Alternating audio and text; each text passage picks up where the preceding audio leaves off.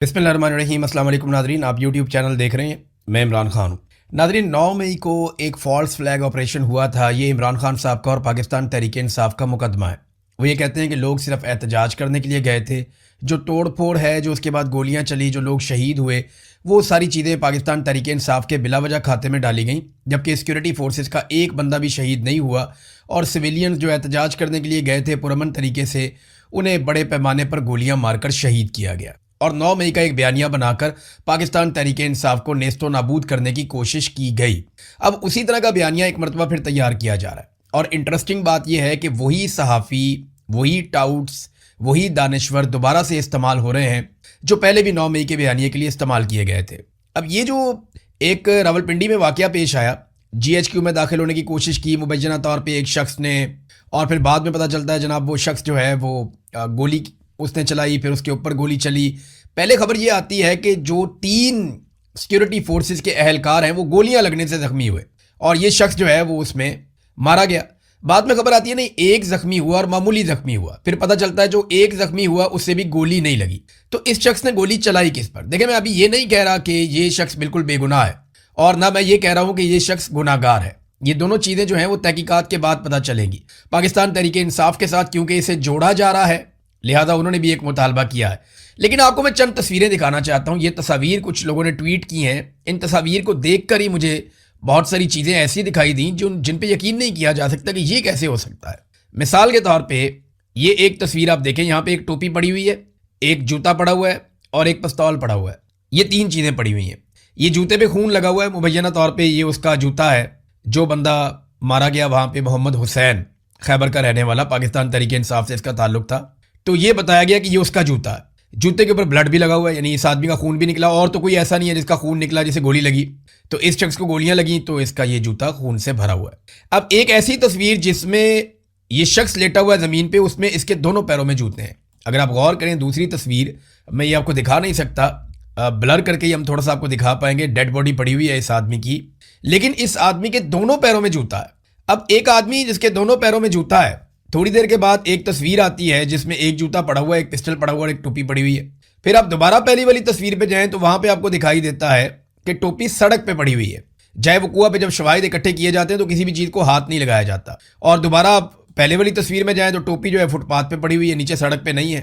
फिर एक तस्वीर में जूता उस आदमी के पाँव में है और एक तस्वीर में जूता जो है वो सड़क पे पड़ा हुआ है। तो मुर्दा आदमी तो अपना जूता नहीं उतार सकता। तो ये तस्वीर जब बनाई गई है तो एविडेंस कलेक्शन की तस्वीर है। तो ये जो एविडेंस कलेक्ट किया गया और तस्वीर जारी की गई, क्या इस जय वकुआ को तरतीब देकर बनाया गया? एक तो सवाल ये पैदा होता है कि जय वकुआ जो है वो एक दूसरे से तस्वीर मुताबिकत नहीं रखती। फिर मैं आपको कुछ चीज़ें और दिखाता हूँ। ये देखिए आप, ये नाजरीन पिस्टल है। ये जिस हालत में पिस्टल पड़ा हुआ है ना, इस हालत के अंदर अगर पिस्तौल पड़ा हुआ हो ना तो इसका मतलब ये होता है कि इसकी आखिरी गोली भी फायर हो चुकी है। जो लोग पिस्टल को जानते हैं ना वो ये समझ ले कि ये 30 बोर का पिस्तौल है। इसको चाइना पिस्तौल कहते हैं पाकिस्तान में। इसमें 7-8 गोलियां डलती हैं, नॉर्मली 6 गोलियां इसमें डाली जाती हैं। तो इसका बारीक मैगजीन होता है, सिंगल गोली इसके ऊपर चढ़ती है। तो ये 6 से 8 गोलियां इसके अंदर मैक्सिमम होती हैं और इसको फायर किया जा सकता है 1-1 करके, एक करके आप फायर करते हैं। जब आप आखिरी गोली फायर कर देते हैं तो फिर ये पिस्टल जो है वो पीछे जाके कॉक हो जाता है, जैसा कि आपको ये सड़क पे पड़ा हुआ नजर आ रहा है कि जब आखिरी गोली फायर हो गई तो ये पीछे जाके कॉक हो गया, पीछे जाके लॉक हो गया पिस्टल। और अब इसके अंदर कोई गोली मौजूद नहीं थी, जिंदा गोली कोई भी मौजूद नहीं थी। यानी जब आखिरी गोली फायर हो गई, पिस्टल खाली हो गया, तो ये पिस्टल जाकर पीछे लॉक हो गया। ये है इसकी साइंस पिस्टल की, और तमाम पिस्तौलों की यही साइंस होती है। लेकिन जब आप ये देखते हैं गोलियां पड़ी हुई, जय वकुआ के बाद जब इन्होंने एविडेंस कलेक्ट किया तो उसकी भी तस्वीर जारी की गई। तो अगर आप गोलियों को देखें तो 5 जिंदा गोलियां मौजूद हैं। जिंदा गोलियां उन्हें कहते हैं जो भी चलाई नहीं गई, जिनको फायर नहीं किया गया, एक छोटे से कप के अंदर। और जो दूसरा जार है छोटा सा, उसके अंदर एक गोली मौजूद है जो 9mm की गोली है जो फायर हुई है इस पिस्टल से। जबकि पिस्टल का जो मैगजीन है उसको अगर आप गौर से देखें तो उसके अंदर भी गोली। अब बात समझ नहीं आ रही कि यहां पिस्टल खाली पड़ा हुआ है, मैगजीन के अंदर फिर भी गोली है, पिस्टल पीछे जाके कॉक हो गया। ये सारी चीजें एक दूसरे से मैच ही नहीं करती हैं। जो आदमी थोड़ा सा भी पिस्तौल को समझता है, जो आदमी थोड़ा बहुत भी असलहे के बारे में जानता है, वो हैरान हो जाएगा कि भाई ये कैसा जय वकुआ है कि एक गोली चलने के बाद बाकी गोलियां मैगजीन में है और पिस्टल जो है वो पीछे जाके लॉक हो गया और एक गोली का सिर्फ खौल मौजूद है, और वहां पे जो बाकी खौल मौजूद है वो बड़ी गन के हैं।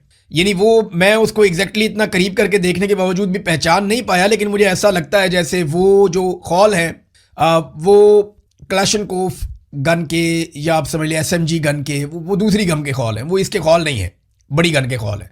यानी वो राइफल के खौल हैं जो बाकी मौजूद हैं वहां पे। तो 30 बोर का सिर्फ एक खौल मौजूद है, यानी एक फायर हुआ 30 बोर से, बाकी फायर हुए राइफल से।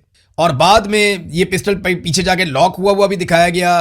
फिर इस पिस्टल के अंदर से जो गोलियां हैं मैगजीन के अंदर वो भी दिखाई गई, फिर जिंदा गोलियां 5 दिखाई गई, एक वो दिखाया गया। तो ये सारी चीजें मिलती जुलती नहीं थी। बड़ी अजीब बात है कि एक बंदा निकला जीएचक्यू पे हमला करने के लिए एक पिस्टल लेकर, 30 बोर का पिस्तौल लेकर जीएचक्यू पे हमला करने के लिए निकल गया, और साथ पाकिस्तान तहरीक इंसाफ का झंडा भी लेकर निकल गया। क्या वो जीएचक्यू को फतह करने जा रहा था कि मैं वहां जाके झंडा लगा दूंगा पाकिस्तान तहरीक इंसाफ को? बात कोई समझ नहीं आ रही कि सारे एविडेंसेस लेकर वो निकला। और दूसरा, मुझे जो उसके घर से मामला पता चला वो ऐसा जैसे जिले शाह, आपको याद होगा, ये उस तरह का बंदा बताते हैं कि जिला शाह को पागल आदमी मैं नहीं कह रहा इसको, ना मैं कोई इसको ज़हनी मरीज कह रहा हूं, लेकिन एक ऐसा आदमी जो सादा आदमी है और ज्यादा प्रेशर हैंडलिंग नहीं कर सकता, जिस तरह जिले शाह था।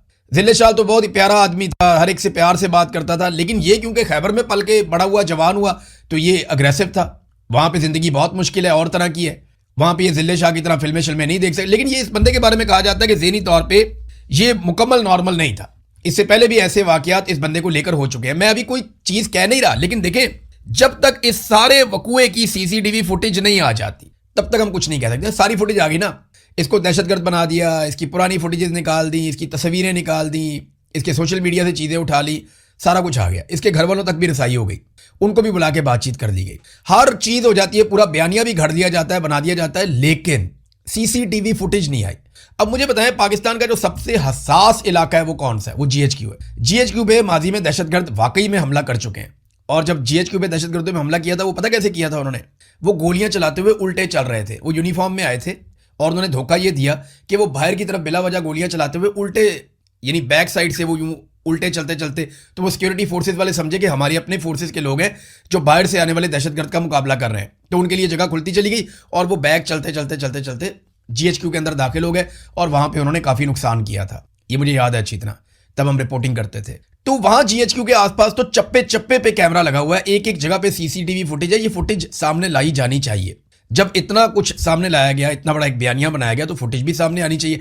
अब इस पे जो है वो शुरू के अंदर जो रावलपिंडी पुलिस के ग्रुप के अंदर जो व्हाट्सएप पे एक बयान चला था, पहला बयान वो क्या था? थाना आरे बाजार की हदूद में फायरिंग का वाकया, फायरिंग से शहरी कत्ल, लाश अस्पताल मुंतकिल कर दी गई।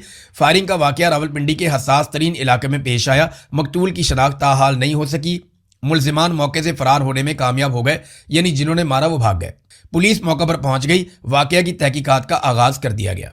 ये पहली खबर जो दी गई उसके अंदर वो ये दी गई व्हाट्सएप ग्रुप के अंदर, लेकिन फिर आहिस्ता आहिस्ता पता चला ये पाकिस्तान तहरीक इंसाफ का कारकुन है, ये झंडा लेकर आया हुआ था, जीएचक्यू पे हमलावर था, इसके बाद एक पिस्तौल था, और ये सारी चीजें कोई जितने शवाहिद, यानी हर वो चीज चाहे वो कुआ से मिली है जो पाकिस्तान तहरीक इंसाफ को जीएचक्यू पे हमले का मुलजिम या मुजरिम बना सकती है। यानी सादी बात मैं करूं तो इसको आप ऐसे ले लें कि हर चीज वहां पहुंचाई गई या पहुंच गई खुद से, जिसके जरिए से पाकिस्तान तहरीक इंसाफ को इस मामले से जोड़ा जा सके।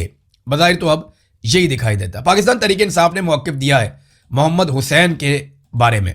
पाकिस्तान तहरीक इंसाफ एक पुरअमन, आईनी और जमहूरी जद्दोजहद पर यकीन रखने वाली जमात है। पार्टी ने हमेशा अपने सियासी और जमहूरी मकासद के लिए पुरअमन जद्दोजहद का रास्ता इख्तियार किया है। रावलपिंडी में पेश आने वाला वाक़या अफसोसनाक है, इंतहाई तशवीशनाक है। गैर जानिबदाराना, शफाफ और जुडिशल तहकीकात का हम मुतालबा करते हैं ताकि असल हक़ाइक़ कौम के सामने लाए जा सके। किसी बेगुनाह फ़र्द या सियासी जमात को महज इल्ज़ामात और सियासी मफादात की बुनियाद पर जिम्मेदार ना ठहराया जाए।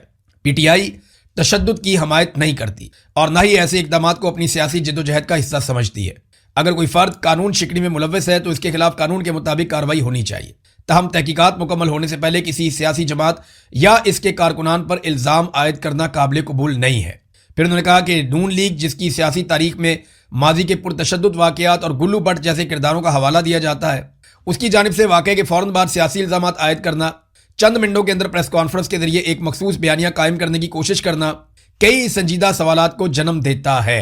मुकम्मल तहकीकात की जाए, शवाहिद के असूल और हक़ाइक़ के तयन से पहले इतनी जल्दी में कोई सियासी नतीजा अखज़ ना किया जाए, इसकी ज़रूरत क्यों पेश आई, ये भी उन्होंने सवाल किया। और देखें, सीसीटीवी फुटेज के बारे में पाकिस्तान तहरीक इंसाफ के लोगों ने बात की और बार बार बात की कि आप सीसीटीवी फुटेज इसकी निकालें और जो शवाहिद हैं और तहकीकात हैं वो आवाम के सामने लेकर आए और इसकी एक जुडिशल गैर जानिबदाराना इंक्वायरी करवाई जाए। अब ये इल्ज़ाम ना पहली दफ़ा नहीं लगा, पाकिस्तान तहरीक इंसाफ पे ऐसे इल्ज़ाम पहले भी लगते रहे हैं, ऐसे इल्ज़ाम ANP पे भी लगे हैं, ऐसे इल्ज़ाम पीपल्स पार्टी पे भी लगे हैं और जमातों में भी लगते रहे। मैं आपको एक खबर दिखाता हूँ, ये देखें आप, ये देखें, नवाज हुकूमत ने फौज से मुकाबले के लिए असलहे के 7 ट्रक तकसीम कर दिए। अंदाजा करें आप, ये नून लीग के खिलाफ अखबार में खबर छपी हुई है। ये फौज की जिससे भी लड़ाई हो जाती है ना मिलिट्री एस्टेब्लिशमेंट की, वो उसको दहशतगर्दी बना देते हैं। ये नून लीग के खिलाफ खबर छपी है। नवाज हुकूमत ने फौज से मुकाबले के लिए असले के 7 ट्रक तकसीम किए, 50 नौजवानों को कबायली इलाके में दहशतगर्दी की तरबियत दी गई और आबीबी के फंड से रकूम फ्राहम की गई। सरदार मेहताब और सैफुर रहमान अहम किरदार थे। वजीर दाखिला मुइनुद्दीन हैदर ने मंसूबे की तस्दीक कर दी। माजी में नून लीग के ऊपर इस किस्म के इल्जाम भी लगे कि इन्होंने 7 ट्रक असले के जो है वो तकसीम किए। ये तो अभी PTI के ऊपर भी इल्जाम लग रहे हैं, लेकिन बात यह है कि नून लीग की तो डील हो जाती है ना, इमरान खान बस डील नहीं करता, प्रॉब्लम यहां पे आ गई है। तो एस्टेब्लिशमेंट को एक लंबी इनिंग खेलनी पड़ेगी, एक लंबा मैच खेलना पड़ेगा इमरान खान साहब से।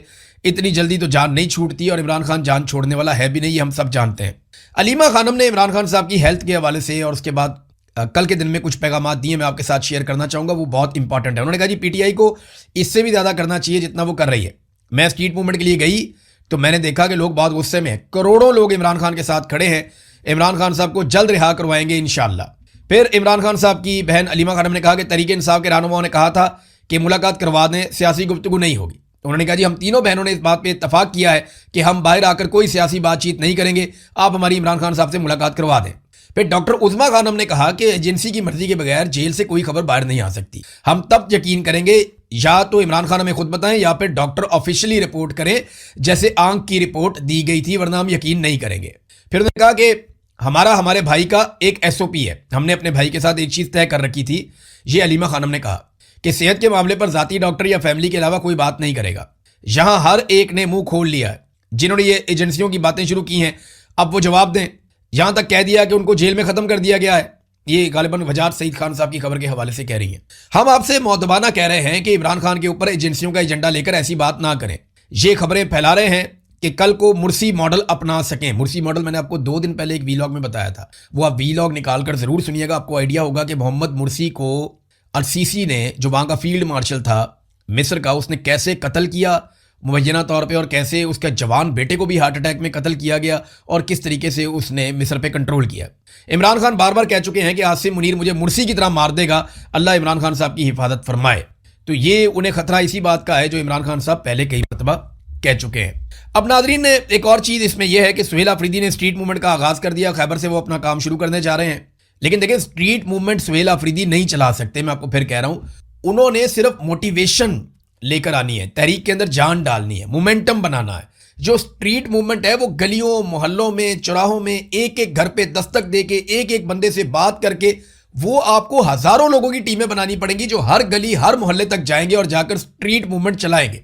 उसे कहते हैं स्ट्रीट मूवमेंट, जिसमें आप हर दरवाजा खटखटाते हैं, उसको बताते हैं कि ये मसला है, यहां तक मामला पहुंचा है, हमने इससे आगे बढ़ना है, क्या आप हमारे साथ चलेंगे। आप लोगों को रजिस्टर करते हैं, साथ शामिल करते हैं। इसको स्ट्रीट मूवमेंट की तैयारी कहते हैं। लेकिन उस हवाले से अभी तक हमें कुछ भी दिखाई नहीं दे रहा। लेकिन सुहेल अफरीदी साहब अपनी एक्टिविटीज शुरू करने जा रहे हैं। तहरीक इंसाफ ने यहां लाहौर में एक मरतबा फिर दरखास्त दे दी। उन्होंने कहा जी कि 14 अगस्त पे हम जलसा करना चाहते हैं। इससे पहले उन्होंने कहा जी 5 अगस्त को जलसा करना चाहते हैं, उन्हें इजाज़त नहीं मिली। अब वो 14 अगस्त को जलसा करना चाहते हैं। उन्होंने कहा जी हम जश्न आज़ादी के शाया निशान एक बड़ा इकट्ठ करेंगे, हम जलसा करना चाहते हैं, मीनार पाकिस्तान पे हमें इजाज़त दी जाए। चलिए, अगर मीनार पाकिस्तान पे इजाज़त नहीं देते तो हमें किसी और मकाम पर लाहौर में इजाज़त दे दें जलसा करने की, हम जलसा कर लेंगे। तो अभी तक तो तहरीक इंसाफ को इजाज़त नहीं मिली जब से आसिम मुनीर साहब का दौर आया। अब देखते हैं इजाज़त मिलती है या नहीं मिलती। सुहेल अफरीदी की एक पॉजिटिव बात भी है नाज़रीन, जहां नेगेटिव है ना वो पॉजिटिव भी है। 131 सहाफ़ियों से सुहेल अफरीदी ने मुलाकात की है हाल ही में, 131। कई इंटरव्यूज दिए, बहुत सारे लोगों ने बात की, लेकिन क्या किसी और सूबे का वज़ीर आला मरियम नवाज, शहबाज शरीफ या मुराद अली शाह या बाकी जो लोग हैं वो इस तरह इंटरव्यूज दे सकते हैं? खासतौर पर उस मीडिया से बातचीत कर सकते हैं जो उनके सख्त खिलाफ हो? क्या नवाज शरीफ इंटरव्यू दे सकता है, उसका जवाब दे सकता है कि यास्मीन राशिद से इलेक्शन हार के कैसे वो सीट के ऊपर लास्टिक की शलवार पहन के बैठ गए? इनके पास जवाब ही नहीं है। देखिए, यही फर्क होता है फॉर्म 47 का, फॉर्म 45 का। फॉर्म 45 जो है वो एक कॉन्फिडेंस देता है जिससे आप फेस करते हैं कि जी मुझे वोट पड़े हैं, मैं आवाम का नुमाइंदा हूं, मैंने आवाम को जवाब देना। आपको कॉन्फिडेंस है कि लोगों ने मुझे मुंतखब किया, कोई बात नहीं, मैं लोगों के सामने जाऊंगा, मैं जवाब दूंगा, बात करूंगा। लेकिन जब आप जाली फार्म 47 के ऊपर आए तो आपके पास कॉन्फिडेंस नहीं होता, आपको अपने ऊपर एतमाद ही नहीं होता, आप अपने पैरों पे खड़े ही नहीं हो पाते, तो आप इंटरव्यूज क्या देंगे। बुशरा बीबी की आंख के हवाले से एक खबर है, शाकिर एवान साहब ने इसको रिपोर्ट किया है। और ये खबरें जो अब आती हैं ना, ये उनकी फैमिली के जरिए से आती हैं। उन्होंने कहा जी कि बुशरा बीबी की आंख का रेटिना फट गया, जिसके बायस उनकी सर्जरी की गई है। लेकिन खौफनाक बात यह है कि उनकी आंख सिलिकॉन जेल लगाकर बंद कर दी गई, जो अभी तक बंद है। जराए बताते हैं कि उनकी दूसरी आंख भी तेजी से मुतासिर हो रही है। और वो कहते हैं ये खबर कंफर्म करने में मुझे 1 हफ्ता लगा पूरा। ये बात की है शाकिर एवान साहब ने। तो ये देखें ना, कभी ज़ियाउल हक ने लोगों की बीवियों के साथ ये नहीं किया, कभी मुशर्रफ ने नहीं किया, कभी अयूब खान और याया खान वगैरह भी, वो भी औरतों पे हाथ नहीं डालते थे। हाँ, बांग्लादेश में इस किस्म की शिकायतें बहुत की गई, लेकिन यहाँ मगरबी पाकिस्तान में तो ऐसा नहीं हुआ था। बदकिस्मती से ख़वातीन के साथ जो जुल्म इस दौरे हुकूमत में हुआ, इससे पहले हमने ऐसा नहीं देखा था। नाज़रीन, जरदारियों की सारी मुज़ाहमत और इनकलाब जो है वो अगलों ने एक झटके में निकाल दिया। एक झटका लगाया और आसिफ अली जरदारी ने तमाम समरियों के ऊपर साइन कर दिया और अच्छे बच्चे बनकर बैठ गए। छोटे जरदारी साहब टिक टॉक करते रहे कि जनाब टिक टॉक आपका जो है वो टाइम खत्म होने जा रहा है। उधर बड़े जरदारी साहब को एक कॉल आई, एक झटका लगा और उसके बाद बड़े जरदारी साहब ने फौरन से वो सारे दस्तखत कर दिए जिनको रोक कर वो बैठे हुए थे। ताहिर अशरफी ने एक बड़ी इंटरेस्टिंग बात की है। मौलवी ताहिर अशरफी ने कहा कि उलमा जुम्मे के खुतबे में अवाम को मुआहदे की, जो मक्का मुआहदा है, उसकी अहमियत से आगाह करें। अब कैसे आगाह करें, उन्हें क्या पता कि इसके अंदर क्या लिखा है। यानी मौलवी ताहिर अशरफी ने, क्योंकि मक्का का नाम है इस मुआहदे के अंदर, तो उसको मजहबी रंग दे रहा है। मौलवी ताहिर अशरफी का ये कहना है कि उलमा जो हैं वो इस मुआहदे को जो है, मक्का मुआहदे के ऊपर जो है वो अवाम को आगाह करें और उसकी अहमियत से आगाह करें। भाई, मैं किसी चीज़ की अहमियत से किसी दूसरे शख्स को तब आगाह करूंगा ना जब मैं खुद उस चीज़ के बारे में कुछ जानता हूँगा। जब मुझे खुद ही नहीं पता कि इसके अंदर क्या लिखा हुआ है या ये क्या चीज़ है, तो मैं उसके बारे में क्या राय दूंगा अपनी। तो मेरे ख्याल में इस मुआहदे को पहले पब्लिक के सामने लाना चाहिए, उलमा इकराम को बताना चाहिए इसके अंदर क्या लिखा है, ताकि फिर उलमा इकराम अपनी राय दे सकें या इसके ऊपर अवाम की राय बना सकें। नाजरीन, आबना हुर्मुज़ को खोलना डोनाल्ड ट्रंप के लिए बहुत बड़ी मुसीबत बन गई है। कहाँ वो गए थे बेचारे, वहाँ पे एटमी असासे ख़त्म करने के लिए, ईरान के अंदर रजीम चेंज करने के लिए, ईरान से जो है सारी की सारी यूरेनियम उठाकर हम ले जाएंगे, ये करने के लिए बेचारे गए थे। हालत ये हो गई है कि अब आबना हुर्मुज़ को खुलवाने के लिए दुबले हुए फिरते हैं कि किसी तरह उसको हम खुलवा दें। और ईरान कहता है मैं तब तक नहीं खोलूंगा जब तक कि मेरे मुतालबात आप नहीं मानेंगे। और वो 6 मुतालबात बड़े सख्त हैं, मैंने आपको पढ़ के सुनाए थे। वो ये कहता है जी कि हमसे जनाब जो आप हमले कर रहे हैं फौरी तौर पे बंद करें, बाकी मुल्कों के ऊपर भी अटैक बंद किए जाएं, हमें हरजाना अदा किया जाए, हमारे ऊपर से सारी पाबंदियां हटाई जाए, जो हमारा पैसा मुंजमद किया वो पैसा भी हमारे हवाले किया जाए, गारंटी दी जाए आइंदा आप हमारे ऊपर हमला नहीं करेंगे। फिर हम आपने हुर्मुज़ खोलते हैं और अपने इंतजाम के तहत खोलते हैं। अमेरिका खुलवाना चाहता है, इतनी सारी गारंटियां ईरान मांग रहा है। ईरान ने ना इस वक्त जो ब्लैकमेल किया हुआ ना अमेरिका को, उसमें बहुत सारे हथियारों का कमाल है, लेकिन एक हथियार है जिसका नाम है खैबर शिकन। ये 2022 में ईरान ने एक मिसाइल बनाया था। ये मुसीबत बन गया अमेरिका के लिए और उसके इत्तेहादियों के लिए। इनको लगता था बहुत थोड़े से मिसाइल होंगे, ईरान के बाद 2-2,500 मिसाइल चला लेंगे, फारग हो जाएंगे। लेकिन वो मिसाइल मार मार के उन्होंने दुम्बा बना दिया और मिसाइल खत्म ही नहीं हो रहे, वो मार खा के थक गए। ये जो मिसाइल है खैबर शिकन, ये 900 मील तक जाता है, तकरीबन 10.5 मीटर लंबा है ये मिसाइल, और 4.5 टन लगभग इसका वजन है, और इसकी स्पीड भी बहुत तेज़ है। और फंसा हुआ है अमेरिका, 550 किलो का वॉर हेड भी लेकर चला जाता है अपने साथ। और इस मिसाइल को इंटरसेप्ट करना बहुत मुश्किल है। ये अपना रुख इस तरीके से तब्दील करता है, बैलिस्टिक मिसाइल है, और अपने टारगेट पे ऐसे जाता है कि अमेरिकन को लगता है कि ये अनबिलीवेबल है। बहुत शानदार हथियार है जो ईरान ने तैयार किया है खैबर शिकन, और इसने मुसीबत डाली हुई है अभी तक अमेरिका को और उसके इत्तेहादियों को। अब तक के लिए इतना ही, अपना ख्याल रखिएगा, अपने चैनल का भी। अल्लाह हाफ़िज़।